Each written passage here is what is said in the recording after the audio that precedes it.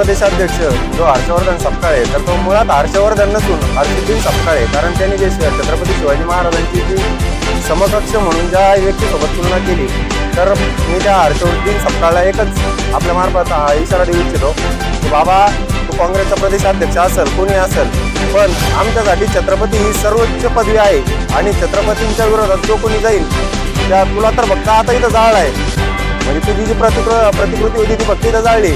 Next time जर असं काही झालं तर कोणी बक्षीस लावायचीही गरज नाही, त्याचं तोंड तिथं जाऊन फोडण्यात येईल.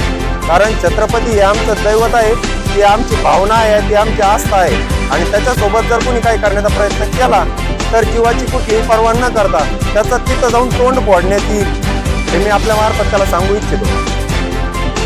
अशी जर घटना परत वारंवार जर घडत राहिली तर हर्षवर्धनला आम्ही वेळेस त्याच्या विचाराला पण आता ठेचलं जे, पण पुढे जाऊन आता त्याचा पुतळा जाळलाय, पुढे जाऊन त्याला पण जाळायला आम्ही कमी करणार नाही. आमच्या आराध्य देवाचं जर आम्ही अशा गोष्टी कुठल्याही पद्धतीने सहन करू शकत नाही. क्रूर कर्मा टिपू सुलतान, ज्याला दक्षिणेचा औरंगजेब म्हणून संबोधलं जातं, अशा या क्रूर कर्म्या टिप्याचं या ठिकाणी काँग्रेसकडून उदात्तीकरण होत आहे. या टिप्यानी लाखो हिंदूंचं धर्मांतरण केलं, लाखो हिंदूंची कत्तल केली.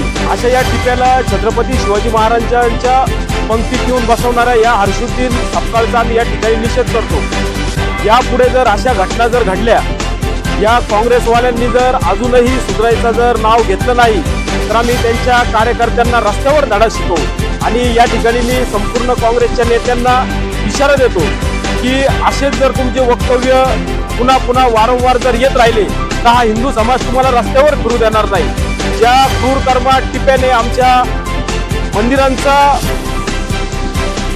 विध्वंस केला, त्या ठिकाणी मस्जिदी बांधल्या, त्या ठिकाणी केसरीनंदन हनुमानाचं मंदिर होतं, त्या ठिकाणी जामा मस्जिद बांधली. अशा या क्रूर कर्म्या टिप्याचं जर तुम्ही उदात्तीकरण करत असाल तर तुम्हाला आम्ही या महाराष्ट्रात फिरू देणार नाही.